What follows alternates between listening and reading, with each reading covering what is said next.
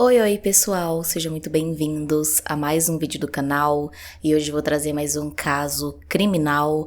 Então, se você gosta desse tipo de conteúdo e desse tipo de informação, já se inscreve para ficar por dentro sempre que sair vídeo novo e também não esquece de deixar o like no final do vídeo se você gostar do conteúdo. Então é isso, eu vou puxar a vinheta e vamos começar o caso de hoje.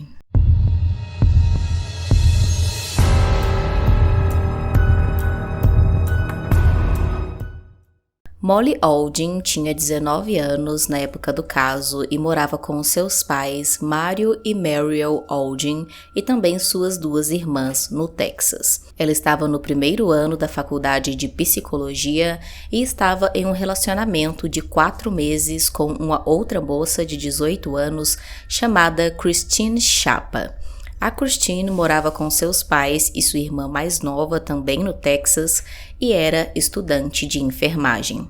A família da Christine não sabia sobre o relacionamento dela com a Molly porque eles eram muito religiosos e a Christine tinha medo de eles acabarem não aceitando o relacionamento, já que era um relacionamento homossexual. Em 22 de junho de 2012, a Molly convidou a Christine para um encontro e ela acabou então postando sobre esse encontro no Facebook, dizendo ali, o lugar onde elas iriam.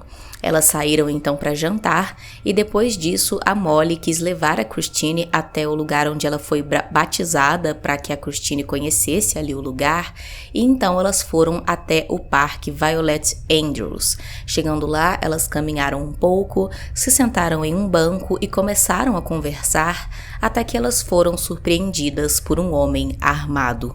O homem, violentamente ameaçando as meninas, obrigou que as duas se vendassem com um pedaço de pano e depois cometeu violência sexual contra as duas.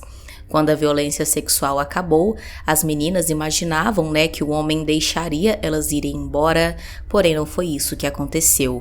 E o homem deu um tiro na cabeça de cada uma das meninas. Nesse momento já era noite, praticamente madrugada, então não tinha nenhum movimento de outras pessoas ali no parque, então ninguém viu o crime acontecendo e logo depois o criminoso fugiu do local, então a Molly e a Christine ficaram ali desacordadas no chão do parque até a manhã do dia seguinte, quando finalmente elas foram encontradas por um casal que passava no lugar.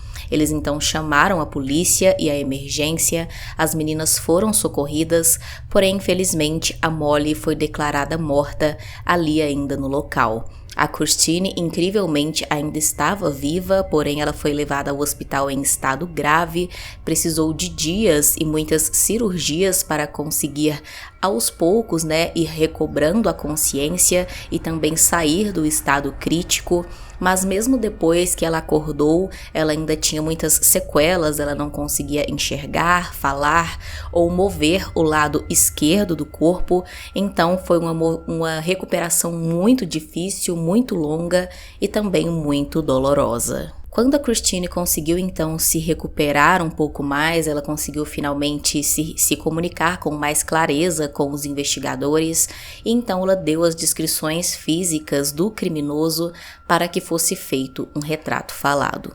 Com esse retrato falado, os policiais começaram a procurar ali entre homens que já tinham passagem na polícia, os que tivessem alguma semelhança com o retrato falado e também os que já tinham, crimes daquela natureza de violência sexual que estavam ali naquela redondeza.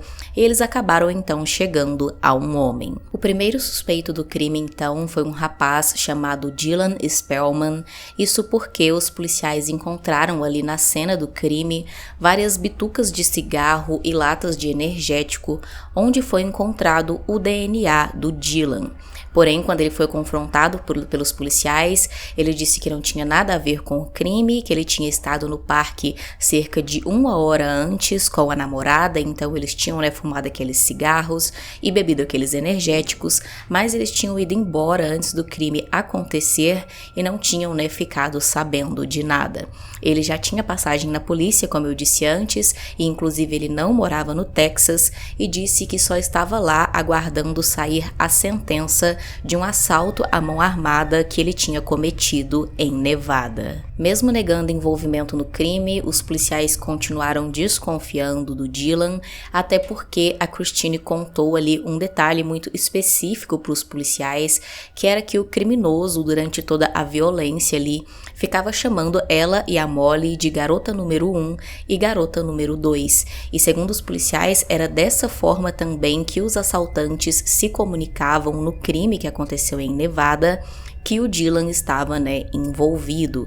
Então eles continuaram ali investigando o Dylan por um tempo, porém não puderam encontrar mais nenhuma prova contra ele, então ele acabou sendo descartado como suspeito. Apenas 2 anos depois, então, em 2014, a polícia conseguiu encontrar um novo suspeito.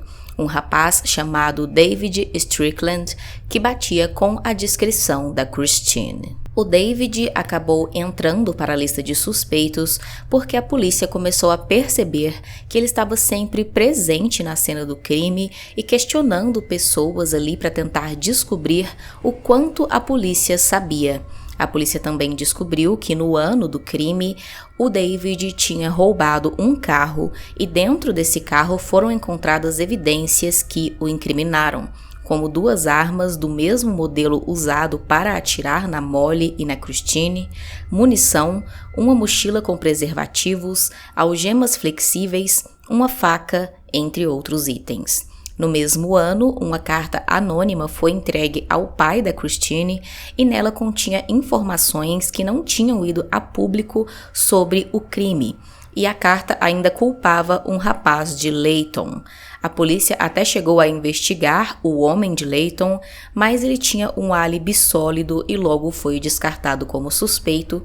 Então a polícia começou a imaginar que a pessoa que escreveu a carta só queria incriminar esse outro homem, porque na verdade era o real criminoso. Logo depois, a polícia conseguiu então rastrear o GPS do David na noite em que a carta foi entregue e perceberam que ele esteve perto da casa da família da Christine. Um pedaço de papel com 2 trechos idênticos à carta também foi encontrado na casa do David. Como eu disse, os policiais começaram a suspeitar do David porque ele ficava perguntando para as pessoas se eles sabiam, como é que estava a investigação, o que a polícia já tinha descoberto, como se ele estivesse realmente muito preocupado. Ele perguntou até um dia para amigos da Molly, enquanto eles faziam uma homenagem a ela, se eles sabiam se a polícia já tinha identificado qual tinha sido a arma usada no crime, se tinha alguma testemunha, querendo saber ali o andar das investigações. Então toda essa pressão dele aí para saber de tudo foi muito suspeita, até porque ele não era amigo, não era próximo nem da Christine, nem da Molly. Eles se conheciam, ali de longe, mas não tinham essa proximidade toda para justificar essa preocupação dele com as investigações. Então, a partir daí, a polícia começou a investigar ele e foram aí descobrindo aos poucos todos esses pontos que também podiam indicar alguma ligação dele aí, com o crime. Sendo assim, então, ele foi formalmente acusado e foi preso, acusado, pelos crimes contra a Molly e a Christine. A esse ponto, então, a polícia tinha um possível suspeito, eles acreditavam realmente que tinha sido o David, mas eles não conseguiam entender a motivação do crime. Inicialmente, parecia que tinha tido apenas uma motivação sexual. Ele viu ali as 2 meninas no parque e resolveu cometer a violência sexual contra elas, mas aos poucos os policiais começaram a pensar que tinha algo mais por trás de toda essa história. Isso porque foi muito ali, coincidência ele saber que as meninas estariam naquele horário específico ali no parque. Como eu disse, ele conhecia, as meninas mais ou menos, meio que de longe. Então os policiais acharam que aquilo não era uma simples coincidência e começaram a desconfiar que na verdade tinha sido um crime de ódio pelas meninas serem homossexuais. Eles descobriram que a namorada do David, uma menina chamada Laura, tinha a Molly no Facebook e, como eu disse antes, no dia do encontro, a Molly tinha postado no Facebook contando sobre o encontro, que horas seria e também o local. Então eles começaram a desconfiar que a Laura estava envolvida que ela tinha visto essa publicação e tinha passado essa informação para o David, porque os dois seriam ali, né, homofóbicos, e então o David teria resolvido ir lá para dar uma espécie de punição nas meninas e depois tirar a vida delas simplesmente pelo fato de elas serem namoradas. Os policiais desenvolveram então, né, essa teoria e essa hipótese para a motivação do crime, e a Laura chegou até mesmo a ser presa, acusada de ter ajudado o David em tudo isso, porém não foi encontrada nenhuma prova realmente contra ela ou alguma prova que confirmasse que a motivação do crime teria sido mesmo a homofobia. Então a Laura acabou sendo liberada, né, por falta de provas e não recebeu nenhuma punição, e foi considerado apenas que realmente o David só quis ali agredir, né, sexualmente as meninas quando viu elas ali no parque, e a Laura não teria nada a ver com isso. Em 2016 aconteceu então o julgamento do David e ele acabou sendo condenado à prisão perpétua sem possibilidade de liberdade condicional por homicídio, agressão sexual agravada e agressão agravada. Parecia que o crime tinha sido solucionado, então, né, o David nunca admitiu a sua culpa, ele sempre se disse inocente, mas mesmo assim acabou sendo condenado. Mas então, 2 anos após a condenação dele, em 2018, aconteceu uma outra reviravolta no caso. Isso porque os policiais encontraram um fio de cabelo no corpo da Molly e após testarem ali o DNA, eles viram que esse cabelo pertencia ao Dylan Spellman, aquele primeiro rapaz que foi considerado suspeito, que estava no Texas apenas aguardando a sua sentença por um outro crime. Isso fez com que os advogados do David, que já estava cumprindo ali a sua pena, entrassem com um pedido de anulação do julgamento dele, dizendo que as provas contra ele não eram suficientes, que a polícia tinha mais provas contra o Dylan, inclusive o DNA dele no corpo da Molly.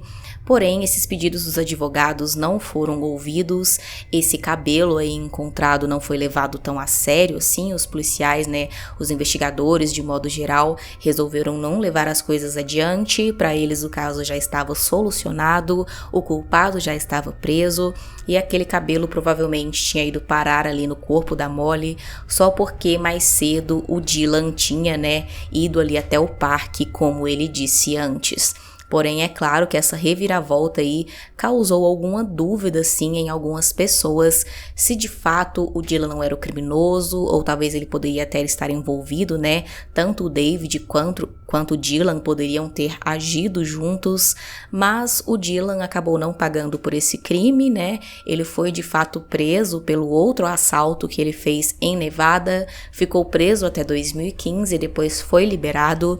E não se tem, né, mais nenhuma informação sobre ele depois disso. O David então segue preso, cumprindo a sua sentença e é considerado até hoje como o único criminoso, a única pessoa envolvida nesse crime tão perverso contra a Molly e a Christine. Desde o dia do crime, a Christine teve, é claro, que passar por diversas sessões de reabilitação e fisioterapia para recuperar a sua visão, a sua fala e também os movimentos do lado esquerdo do seu corpo. Ela também apareceu em diversos programas de televisão, gravou um seriado sobre o caso e até escreveu um livro sobre a sua história de vida. De acordo com as suas redes sociais, hoje ela está casada com uma outra moça e diz que quer inspirar outras pessoas. Como eu disse antes, a família da Christine não sabia da sua orientação sexual até o dia do crime e depois disso, em entrevistas, eles disseram que estavam chateados por ela não ter contado a eles sobre isso e que iriam adorar que a Molly fizesse parte da família deles, porque o mais importante era que sua filha fosse feliz, mesmo que isso fosse contra as crenças religiosas da família.